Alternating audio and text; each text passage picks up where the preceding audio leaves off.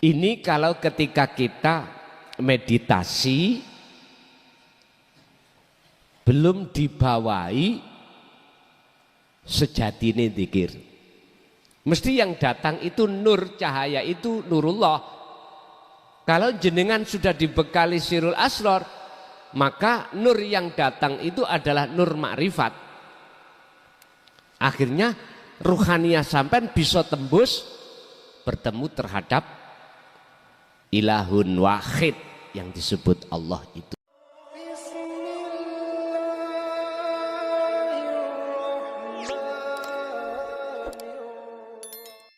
Assalamualaikum warahmatullahi wabarakatuh. Alhamdulillahirabbil alamin. Allahumma shalli wa sallim ala sayyidina Muhammadin wa ala alihi wa sahbihi ajma'in, amma ba'du. Pemirsa yang dirahmati Allah, puja dan puji syukur kita haturkan kehadirat Allah Subhanahu wa taala atas segala nikmat. Salawat dan salam semoga selalu dan tetap tercurahkan kepada beliau Rasulullah Muhammad sallallahu alaihi wasallam wa ala alihi wa sahbihi ajma'in.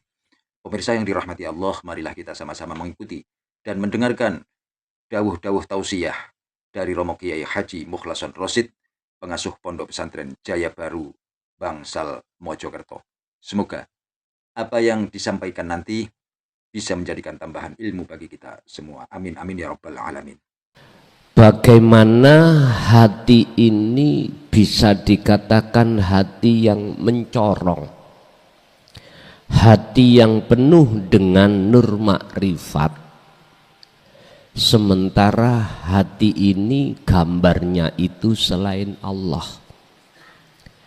Hati ini gambarnya itu adalah akwan, pirang-pirang makhluk yang melekat di dalam hati kita. Dan ini proses kita dulu.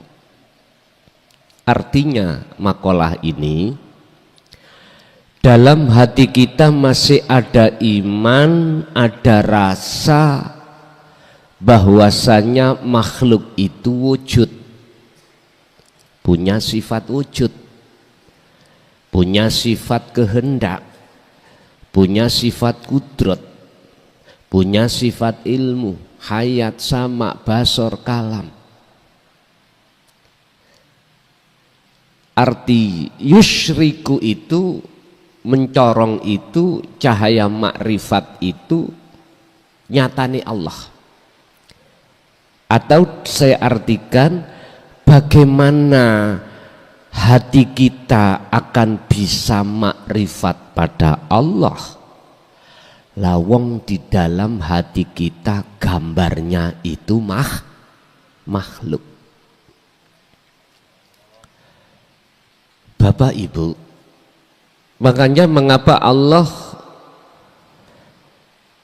menjatuhkan atau menurunkan wahyu di dalam surah Al-Baqarah ayat 256 yang dibawa Kanjeng Nabi. La ikraha fiddin qad tabayyana rusdu minal ghayy. Ini Rasulullah membawa ajaran untuk supaya hati iku lepas.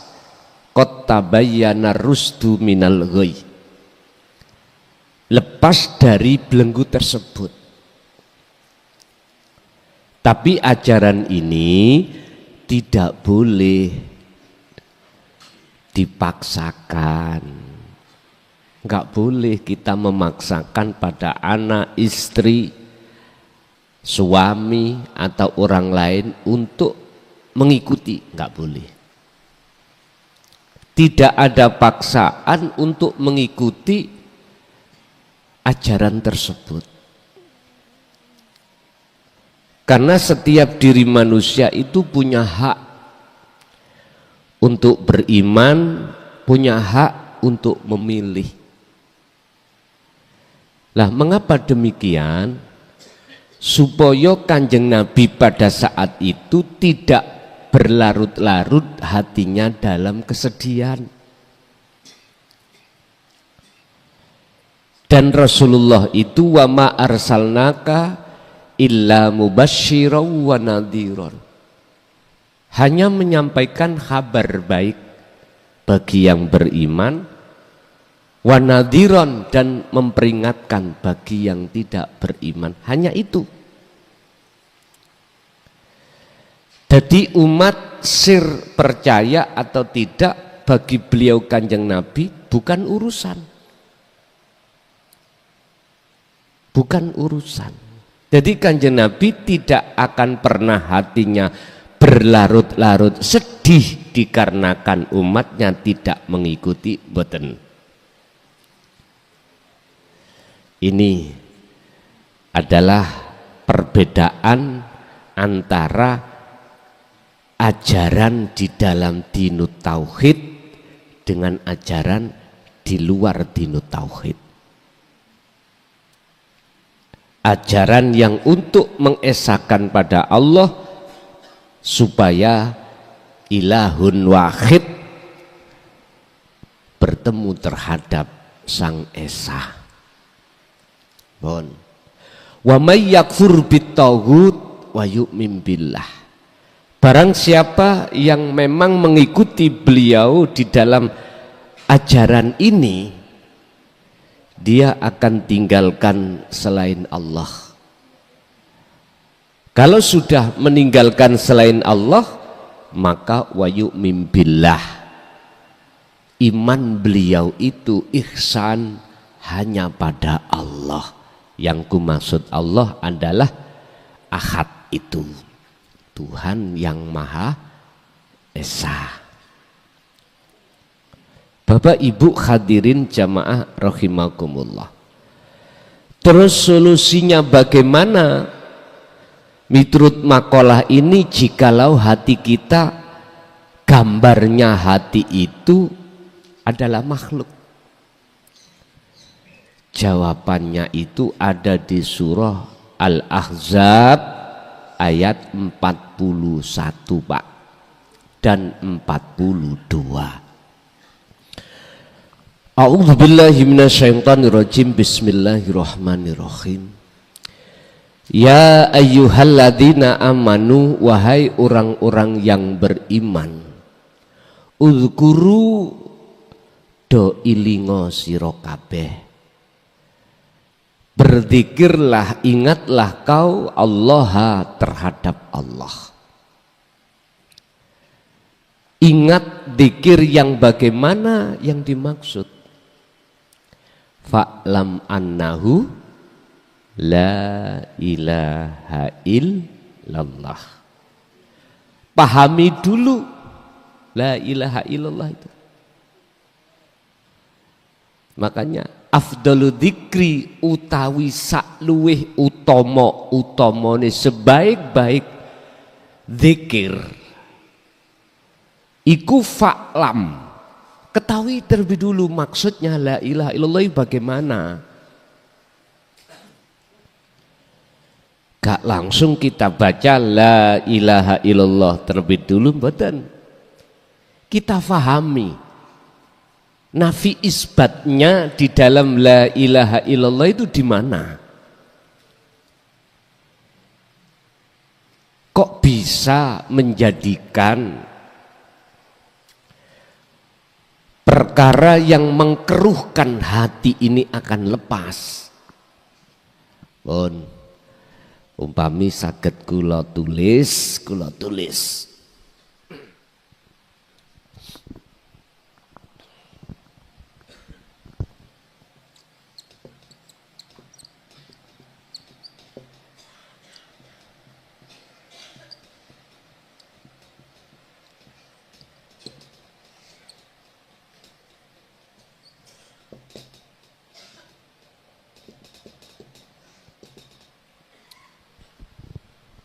Fa'lam, ketahuilah, paham mono dhisik, annahu ing sak temene zikir rupane la ilaha illallah. La ilaha niki kan artinya kan tidak ada Tuhan toh Pak. Arti muradnya loh. Tapi di sini menyimpan istifham, kalimat pertanyaan. Tuhan siapa yang enggak ada? Lalu mengapa di sini ada nafi? kata perintah untuk membersihkan. Karena sejarah hati kita telah memasukkan selain illallah, selain Allah ahad dalam hati. Padahal dalam ayat lain, la taj'alu ma'allahi ilahan akhar. Janganlah selain Allah itu ada di dalam hatimu. Berhubung Pak, selain Allah ada dalam hati kita, maka munculnya perintah membersihkan. Ya Tuhan yang selain ahad itu yang tidak ada, yang kau adakan di dalam hatimu, oleh karenanya nafi, bersihkan. Iki yo akeh sing gak paham. Maksudnya gini, mana tanda kita memasukkan selain Allah dalam hati? Contoh, dalam hati sampean ada iman sing ngaji malam hari ini, makhluk mukhlason sing iso ngaji. Loh, itu Tuhan yang bukan Tuhan yang kita tuhankan. Kita enggak merasa Pak kalau telah menuhankan selain Allah. Selain Allah. Terus terhadap saya, kalau dalam hatiku aku meyakini muncul rasa iman kalau saya yang bisa menyampaikan ngaji ini, berarti saya telah menuhankan diriku. Ini lebih jahat lagi Pak. Saya lebih jahat lagi. Ini bukan Tuhan. Terus saya yakini akhirnya buat saya menjadi Tuhan. Kita sering Pak, waktu dulu itu melihat orang, makhluk lain, terus mencuri barang kita dan kita tahu. Dan hati kita mesti meyakini yang mencuri si A, makhluk. Padahal sifat kita sebagai makhluk la haula wala quwata. Bisanya begitu illa billah. Kita nggak bisa masuk untuk tembus bertemu ahad di dalam si A, nggak bisa. Pada saat itu loh Pak, akhirnya si A ku yakini yang mencuri. Berarti iman saya ini telah beriman pada selain ahad yang secara syariat disebut Allah Subhanahu wa ta'ala, versi Islam. Dan itu seakan-akan, tidak seakan-akan, memang iya, setiap saat dan waktu kita telah memasukkan selain Allah dalam hati kita beriman. Beda loh Pak, konteksnya kalau di syariat dengan hakikat beda. Cara bersyahadah, cara bersaksi antara di syariat dan di hakikat beda. Kalau di syariat memang secara basyariah, maklum, akhirnya makhluk yang masuk. Kalau di hakikat cara bersyahadah, bersaksi dengan ruhaniyah kita. Lewat ainul basirah, mata hati jenengan bersaksi kepada yang ahad, yang berperan. Inilah kontroversi antara ainul basirah dengan ainul basyariyah. Kontroversi antara pendapat kita yang ada di syariat dengan beliau-beliau yang di hakikat. Sebetulnya tidak kontroversi Pak. Sebetulnya tidak. Lane ini kontroversi. Banyak ayat-ayat Al-Quran sing gap itu, padahal tidak ada ayat satu dengan yang lain itu ada gap, nggak ada, justru melengkapi. Bon. Nafikanlah isinya la ilaha di dalam hati kita. Caranya bagaimana? kita harus paham fungsi dari tauhid la ilaha illa anta di dalam dzikir sirul asrar. Jadi ketika kita membaca la ilaha, hati jenengan harus faktulu anfusakum, melepaskan rasa keakuan diri sebagai makhluk yang wujud, yang berkehendak, yang berperan, harus lepas. Kalau ini sudah lepas, maka isbatkanlah ilallah, isbatkanlah Allahnya ahad. Ini otomatis Pak, nanti akan muncul dengan sendirinya. Bapak Ibu hadirin jamaah rahimakumullah, pendidikan tentang berzikir la ilaha illallah wajib dipahami dulu sebelum kita wirid, sebelum kita berzikir. Lah ketika kita berzikir disebut wirid. Kalau berzikirnya jenengan jahar diucapkan di lisan, sampean sertakan hati sirul asror, maka wirid ini semakin lama akan mendatangkan warid. Warid itu apa? Warid itu bisa diterjemahkan nur makrifat. Jadi cahaya makrifat dalam hati jenengan akan dinyalakan Allah untuk mengusir kegelapan. Warid itu adalah malaikat yang diutus Allah untuk mengusir nafsu sing menjadikan hati jenengan iki beriman pada selain Allah. Ngaten lho. Makanya harus kita berzikir itu harus. Lah, disinilah maksud memahami terlebih dulu, lalu jenengan praktekkan. Ya, ketika jenengan mempraktekkan zikir ini secara lisan la ilaha illallah, secara hati sirul asrar, maka wis mesti yang menjadikan hati sampean keruh, kekeruan hati itu akan Allah bersihkan. Niki wis otomatis. Jikalau lampu itu nyala, seketika itu kegelapan akan hilang. Bon, itu yang pertama makolai. Jadi solusinya, jikalau di dalam hati ini melekat berisi makhluk, jenengan jawabannya harus berzikir. Jikalau kita zikir jahri la ilaha illallah, sampai sudah paham la ilaha illallah dulu, akhirnya hati jenengan menyertakan sirul asrornya.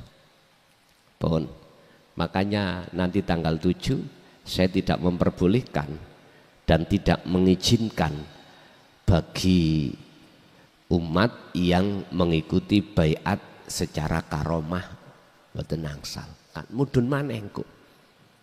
Wong tujuan kita belajar tasawuf itu mendekatkan diri dan bertemu Allah di makom musyahadah, kok iki mudun maneh di makom muka syafa.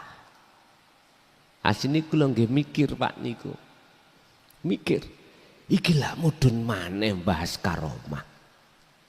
Kula disawunani Gusti Allah iku bahasane ngati kula, son ojo kaken cocot awakmu. Jalakno. Ternyata jawabannya apa Pak? Bagi yang sudah megang sirul asrar, nggak akan terpengaruh dengan karomah, walaupun tujuannya nanti ke karomah. Lah maksudnya karomah gimana? Ternyata oleh karena situasi kondisi yang akan kita hadapi nanti, untuk mengamankan diri dan keluarga kita masing-masing. Mungkin jerak tahu sendiri, mungkin tahu sendiri. Lah, mantrane nopo? Kata sebut. Pokoknya tidak saya bocorkan di YouTube. Titik. Karena memang nggak boleh. harus mereka yang sudah menyandang dan faham zikir sirul asrar. Bapak Ibu, jikalau kita berzikir jahri tanpa difaham dulu maksudnya la ilaha illallah, niku wampyang Pak, hambar. Kita tidak akan pernah ngalami kondisi ruhaniyah itu dibersihkan Allah, dioperasi Allah hati kita dari penyakitnya, nggak akan pernah, kecuali jenengan menyertakan sirul asrar. Bon. Am kaifa hale kaya apa uta hale kaya apa iku yarhalu, bisa berangkat ilallahi nuju maning Allah, sedangkan wahwa khali utawi hati jenengan iku muqabbilun dicancang bisyahwatihi kelawan kesenangan hawa nafsu.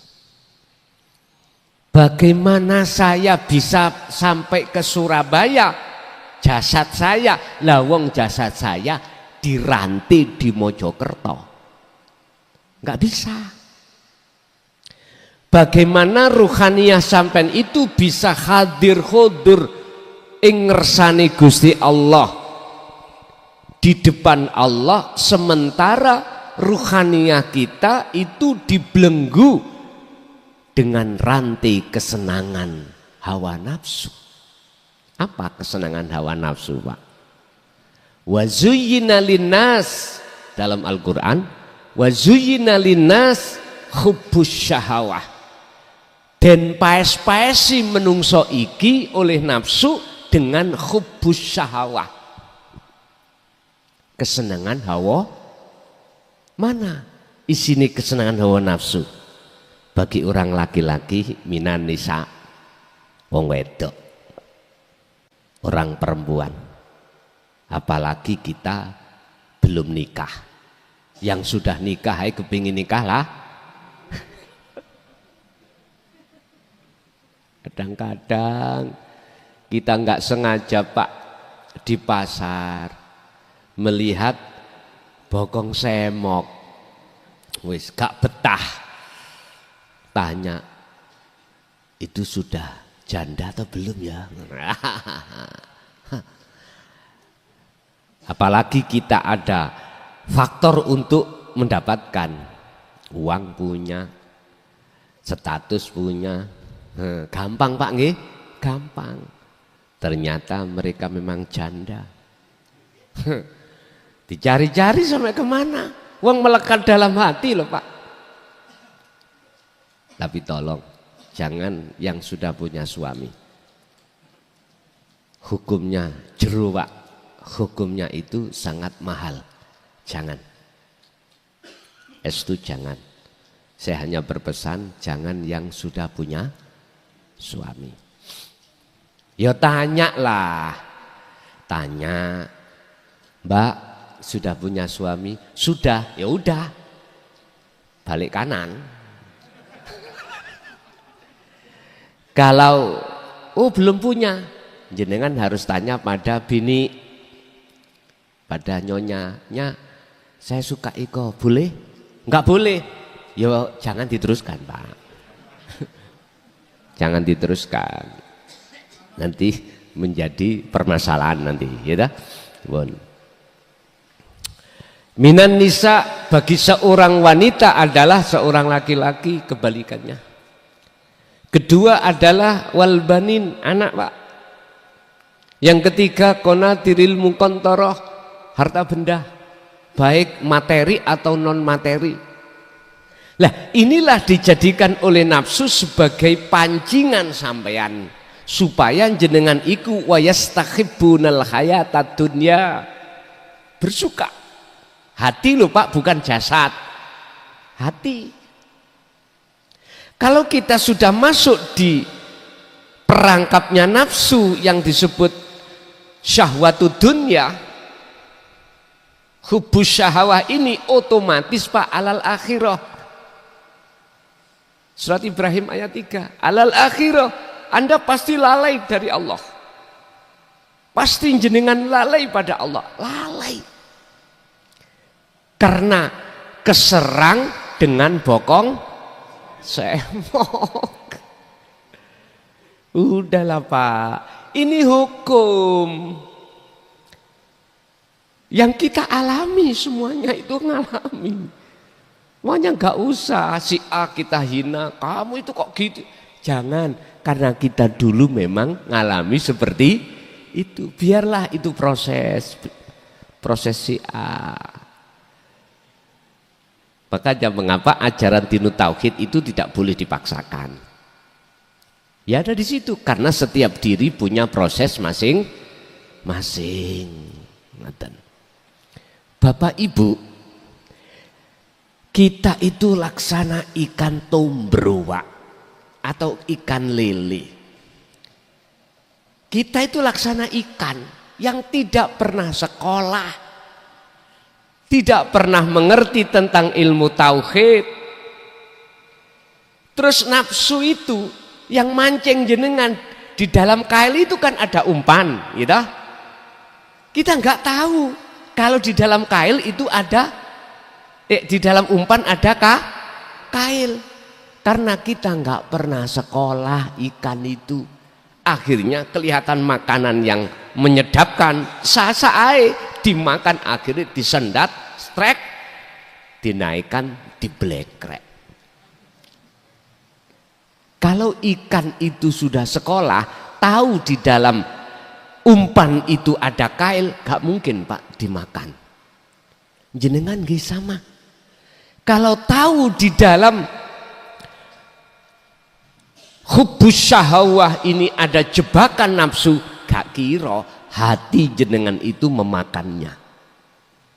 Kalau jasmani, memang Pak itu kebutuhan kita di dunia ini.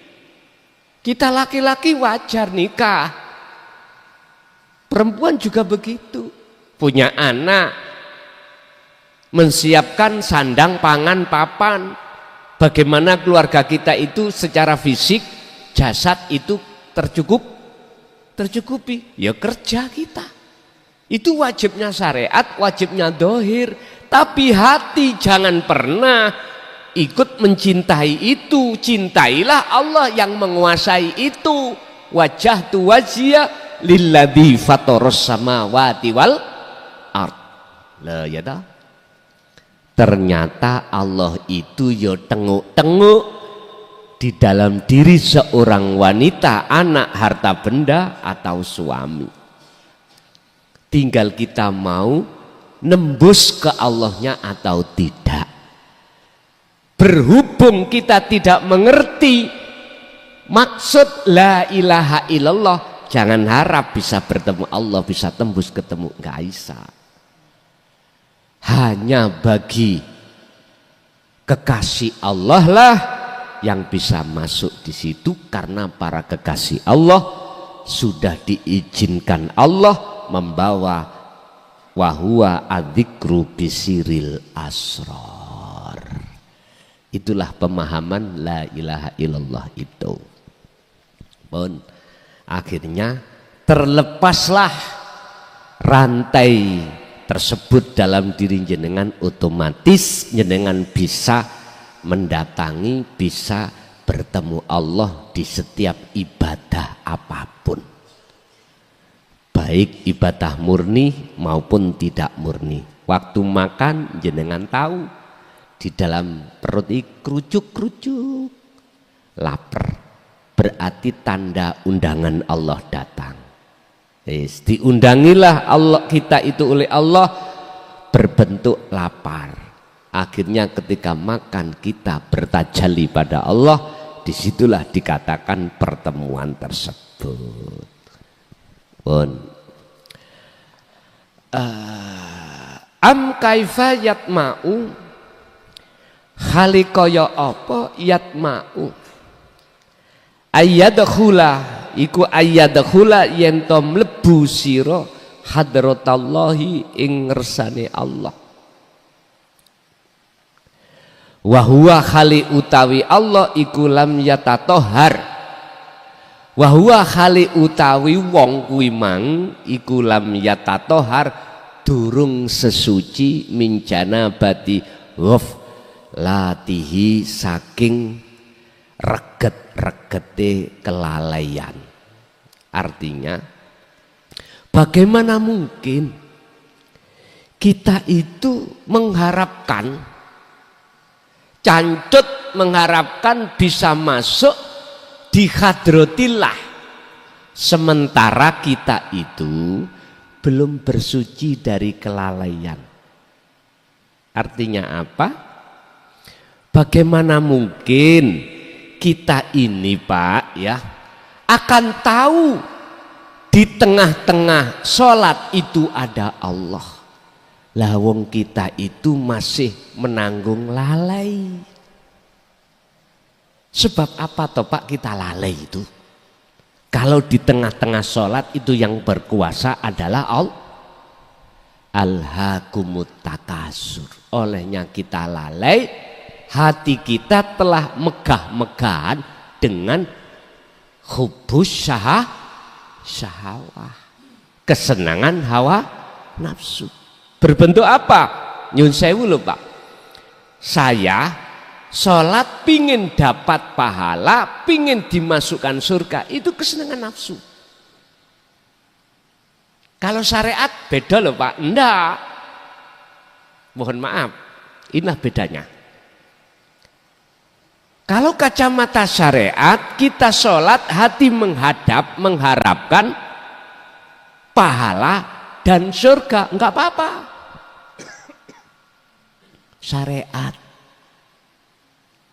Tapi kalau hakikat beda lagi, beda lagi.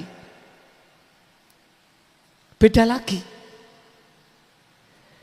Alhaakumut takasur, oleh karena di dalam hati kita bermegah-megahan selain Allah, maka disitulah yang menjadikan lalainya hati kita.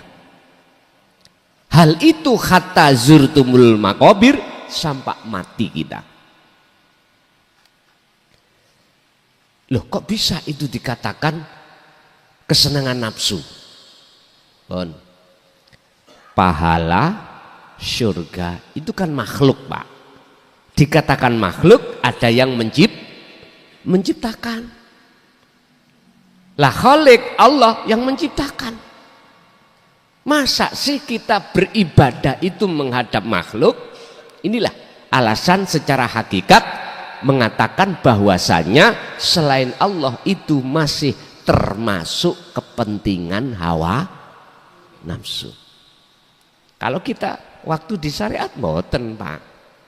Yang nafsu itu ya yang maksiat itu, kebece, mencuri, yang jelek-jelek itu nafsu. Kalau baik-baik itu ya dari Allah. Ya bener Pak. Gak salah. Karena memang pendidikan kita saat itu tahunya seperti itu.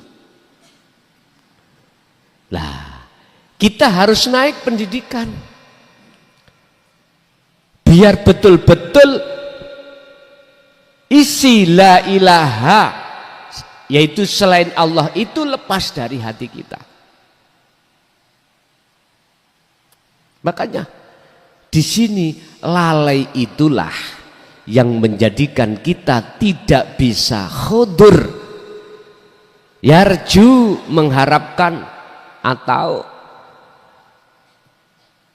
kita kehadirat Allah itu tidak bisa karena kita belum bersuci dari kelalaian.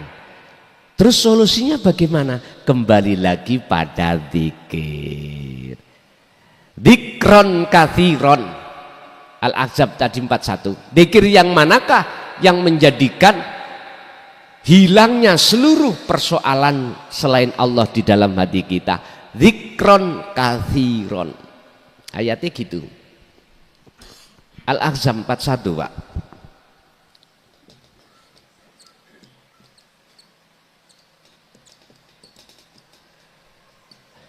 Dzikron katsiron. Ingatlah pada Tuhanmu dengan sebenar-benarnya ingat, katsiron tur sing saakeh-akeh. Mana sejatinya zikir itu, Pak? Saya tarik, itulah fungsi sirul asror. Di su'aul basiroh rasa, kalau ini sudah diasah terus, muncul cahaya ma'rifat, akhirnya di ainul basiroh, terakhir hakul basiroh. Sudah tidak mamang hakul basiroh sampean. Sama dengan gini, iki sepidol selama saya tutupi goblok jenengan sih mamang.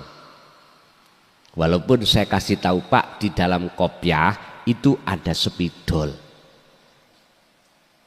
Iman yang seperti ini katanya, iman katanya loh sampai itu atas dasar kabar, ini 50-50. Antara yakin dengan mamang itu masih ada. Makanya disebut nurul iman, belum hakul iman. Tapi kalau sudah perkara yang menutupi spidol itu dilepas, hakul basiroh, ainul basiroh, hakul basiroh, udah enggak mamang lagi jenengan. Sama. Saya katakan di dalam istri, anak, suami, harta benda, di situ ada wujud nyatanya Allah. Anda ingin tahu hakul basirohnya, maka lepaskan makhluk itu dalam pandangan hati jenengan. Baik wujudnya lepas, faktulu anfusakum, lepasan, nafikan, lepasan. Caranya berzikir tadi, zikron dengan sebenar-benarnya zikir, kathiron kang akeh. Berarti kathiron itu relatif Pak, tidak terbatas. 24 jam satu hari satu malam mampu jenengan berapa? Orang usah dihitung. Kalau hakikat gak usah dihitung. Sebanyak-banyaklah kau berzikir, sebanyak-banyaklah kau dalam hatimu muncul rasa keaguannya Allah yang wujud, yang berkehendak, yang berperan. Munculkan itu. Otomatis Pak, jenengan melepaskan wujudnya garwa, wujudnya anak, wujudnya harta benda.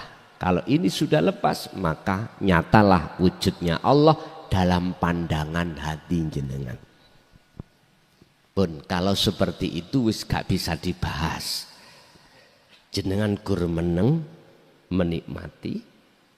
Inilah yang disebut makrifat itu di situ. Bon. Bagaimana solusinya? Lalai itu biar keluar dari hati kita, kembali kepada dzikron katsiron. Fasabbihuhu bukratan wa asila, bersihkanlah wujud-wujud selain Allah itu baik pagi, siang, sore, malam.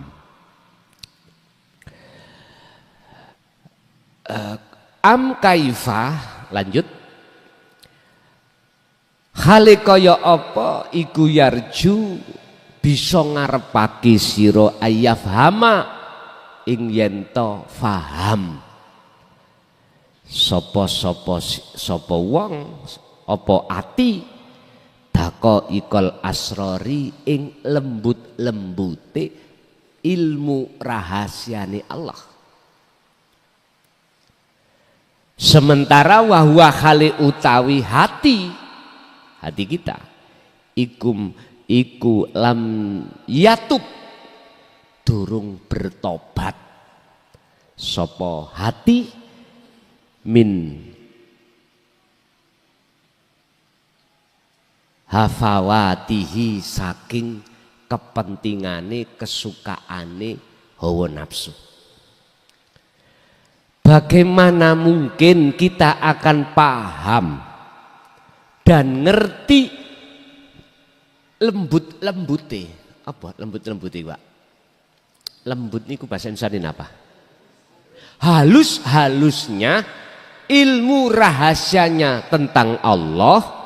Lawang keadaan hati kita itu nyun sewu, belum bertobat dari apa yang dimaksud nafsu kefahaman itu. Ini artinya apa? Kita itu pertama ngaji gak paham, ojo leren. Kita jangan berhenti.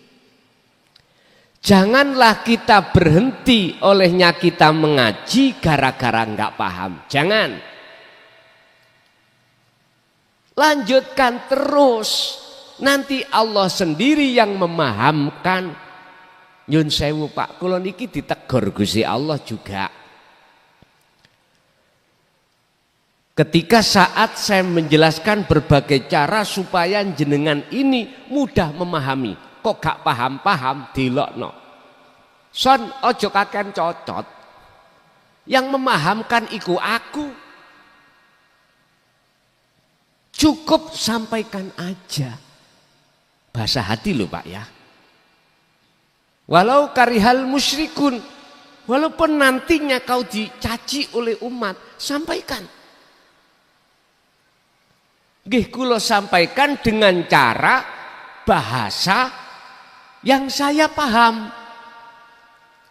Kalau bahasa Jawa, pahami bahasa Jawa.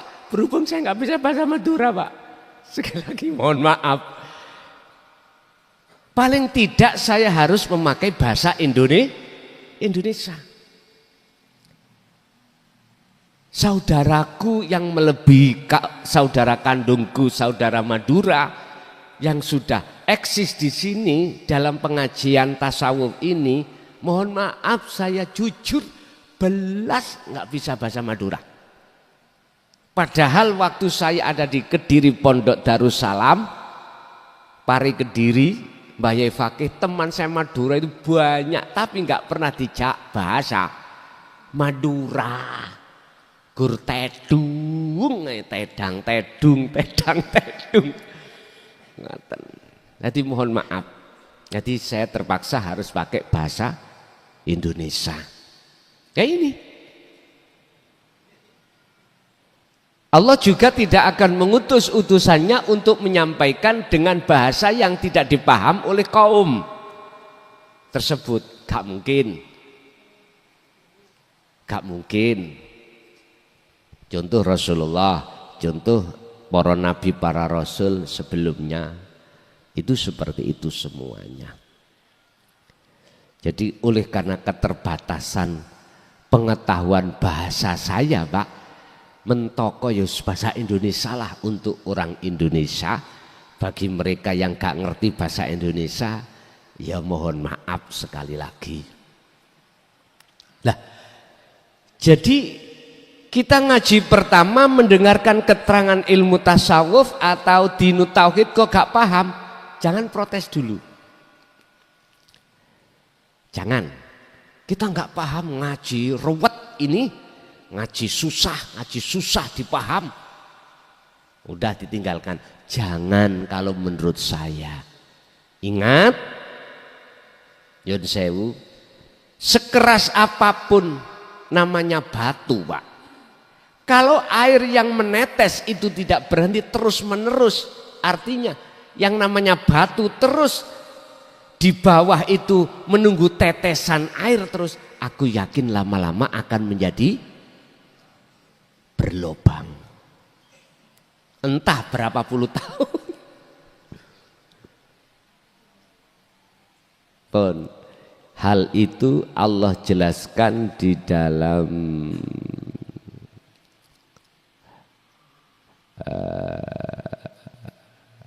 bentar Pak. Surah Az-Zumar ayat 22. Afaman syarahallahu sadrahu lil Islam fahuwa ala nurim minallah. Dodo tembuse dodo sampean dengan ilmu itu, yang membuka iku mirabbihi pangerane jenengan. Bukan klason. Makanya saya sendiri sudah tidak ngereken di antara beberapa umat ini ada yang paham atau enggak paham, sebab itu bukan urusan saya. Urusan itu semuanya urusan Allah. Sehingga bentuk saya buka tanya jawab itu, barangkali bisa ketemu kefahaman. Nek para mas saya dulu Pak nggak boleh Pak dibuka tanya jawab, lebih-lebih pembahasan tentang tasawuf. Pokoknya ini, pokoknya seperti ini, ya ini terimalah. Gak paham ya udah, serahkan pada Allah. Memang Pak, zaman dulu itu tidak sama dengan zaman sekarang. Abad 13-14 ke belakang memang seperti itu Pak. Karena apa? Karena memang abad di mana sangat tabu ajaran tentang hakikat kemakrifat itu dibuka di tengah umum. Nggak ada yang berani. Nggak ada yang berani. Jikalau nekat, itu paling tidak di tempat khusus buat kalangan sendiri. Itu pun gaya cara penyampaiannya itu nggak mungkin ada tanya jawab. Yang pernah ku alami Pak, beliau olehnya menyampaikan tentang dinul haq untuk mencapai keesaan dengan bahasa isyarah. Endas kepala otak niki sampai panas Pak, mencari kefahaman ini. Lah sekarang beda Pak, jadi dibuka mulai A sampai Z. Fahuwa ala nurin mirabbihi, nur ilmu namanya faham, iku jelas mirabbihi saking pangerane eman. Yo pangeran jenengan iki. Dadi muncule nur makrifat dalam mari nur ilmu berupa faham, terus jenengan jalankan dengan zikir maksud la ilaha illallah yaitu sirul asrar, akan muncul warid yang disebut nur makrifat. Itu yang menyalakan, mendatangkan nur makrifat cuman Gusti Allah. Bukan karena sebab saya, bukan sebab karena jenengan olehnya tekun istiqomah berzikir, ndak. Mirabbihi, jelas itu semua karena datangnya dari Allah. Mengapa demikian? Padahal secara sistem munculnya cahaya makrifat yang disebut warid iku sebab istiqomah wirid. Mengapa di akhir ditutup? Itu semua karena datangnya dari Allah, bukan dari keistiqomahan kita, semata-mata biar kita itu enggak ngaku-ngaku dzikir. Jelas Pak nggih? Bon. Bapak Ibu hadirin jamaah rahimakumullah, saya simpulkan resiko jikalau dalam hati kita masih ada selain Allah, jangan harap di dunia bahkan lebih-lebih di akhirat bisa bertemu Allah. Kurang kuat hujah ini. Oke, dibuka dalam surat Al-Isra 72. Siapa ketika saat di dunia hatinya masih gelap buta pada Allah, maksudnya Allah adalah ahad, maka di akhirat pun juga buta. Dan ini satu paralel dengan surat Al-Baqarah 57. Walladzina kafaru awliya'uhumut taghut yukhrijunahum minan nuri ila dzulumat. Siapapun kita jikalau berharap menghadap kepada tauhid, yang kita hadapi adalah kegelapan. Tapi sebelum kalimat ini, ayat 257 itu pertama disebutkan Allahu waliyul ladina amanu yukhrijuhum minad dzulumati ilan. Barang siapa yang hatinya hanya ada Allah, maka yang dia terima adalah nur, cahaya, bukan dulumat, bukan kegelapan. Ingat, dalam makalah lain Syekh Ibnu Athaillah mengatakan al-kaunu utawi makhluk kulluhu ya sekabai makhluk iku dulmatun sifati, nggak ada itu gelap. Kapan detik-detik dikatakan nggak ada alias gelap? Jikalau nyatanya Allah itu dalam diri jenengan. Saya ulang, setiap makhluk apapun itu sifatnya kulluhu dzulmatun, gelap. Gelap itu tidak wujud. Kapan detik-detik dikatakan selain Allah itu tidak wujud dalam hati Anda? Ketika saat nyatanya Allah. Kapan ketika nyatanya Allah dalam diri kita? Berangkat dari menyalanya nur makrifat dalam hati jenengan. Kapan? Di saat kapan nur makrifat menyala? Di saat Anda ini mendawamkan, mengistiqomahkan zikir. Ketika saat si salik suluk menuju wusul pada Allah, ketika saat jenengan iki hati topo khalwat untuk menuju dan bertemu Allah, terus jenengan ini jelas-jelas membawa dzikir rasa atau sirul asrar, maka cahaya yang ditampakkan Allah terhadap diri jenengan itu jelas. Cahaya yang memang Allah siapkan untuk menerangi perjalanan ruh untuk bertemu Allah. Dan atau boleh saya katakan, Allah lewat cahaya cara menyapa jenengan.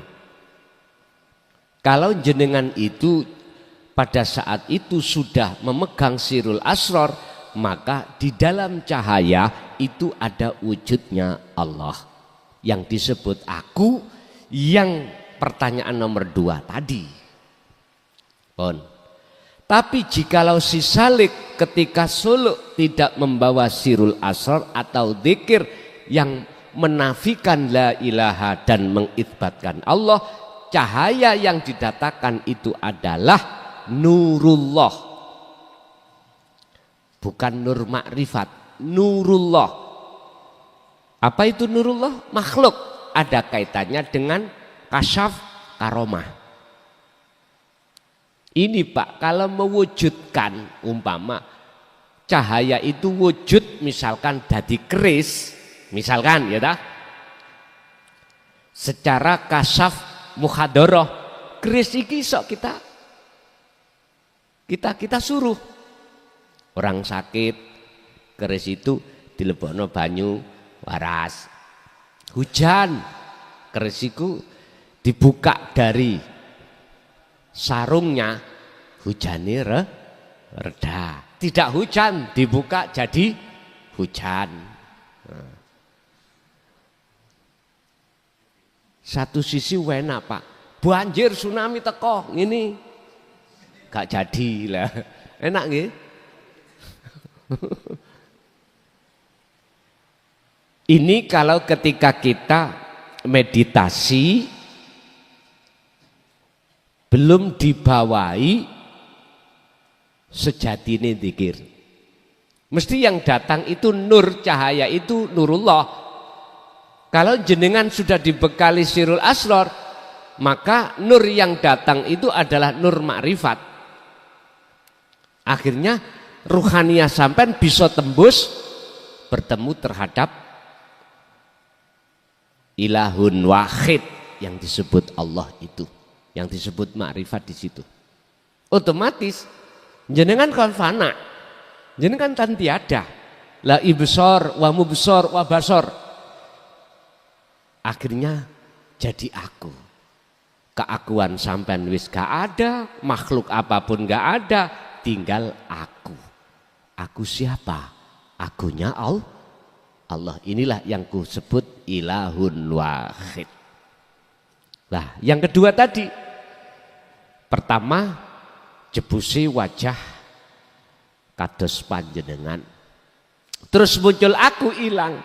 Artinya gini Pak, siapapun ketika kita saat suluk atau kholwat kok sudah lepas keakuan makhluk, maka nyatalah keakuan Allah.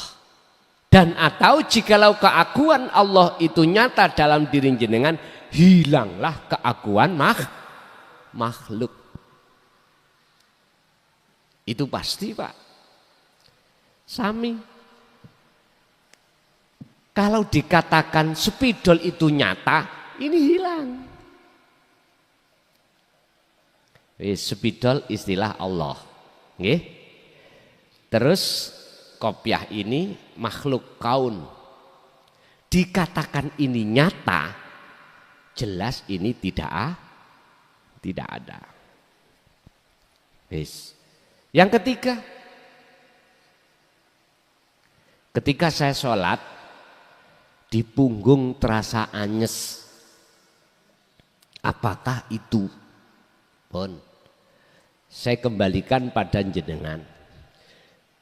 Jenengan waktu sebelum dan ketika saat sholat itu, apakah ini wajah tu wajiyah itu diterapkan enggak?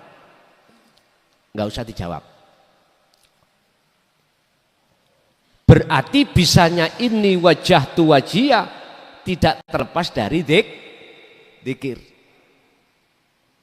Kok terjadi terasa di dalam punggung jenengan terasa dingin atau nyes?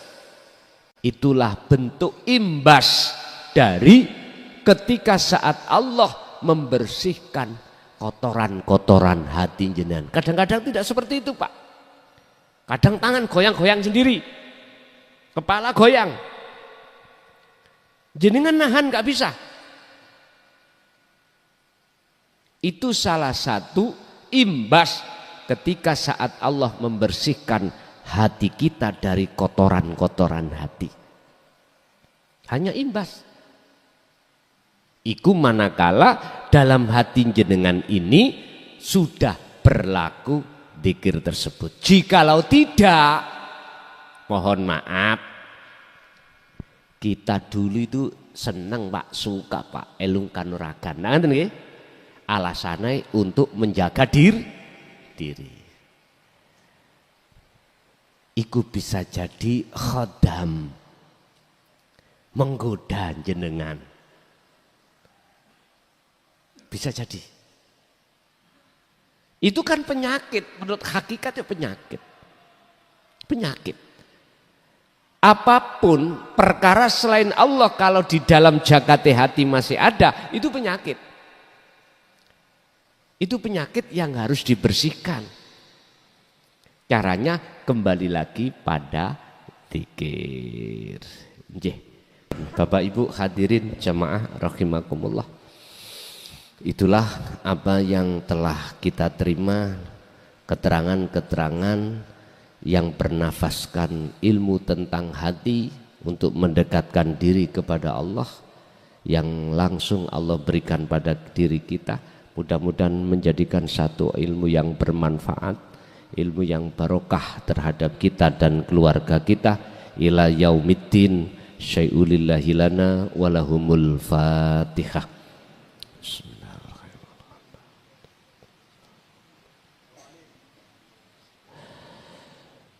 Awal sampai akhir, bila mana banyak kalimat yang kurang berkenan dalam hati jenengan, saya pribadi mukhlason mohon maaf lahir dan batin. Akhirul kalam, hadanallah wa iyyakum wal afa minkum. Assalamualaikum warahmatullahi wabarakatuh. Pemirsa yang dirahmati Allah, begitu tadi uraian ilmu dari Gus Mukhlason Rosid. Semoga apa yang didawuhkan dan disampaikan tadi bisa kita ambil manfaatnya dan kita amalkan, yang akhirnya amalan ibadah kita akan menjadi sempurna. Demikian dari kami, kurang lebih mohon maaf. Wassalamualaikum warahmatullahi wabarakatuh.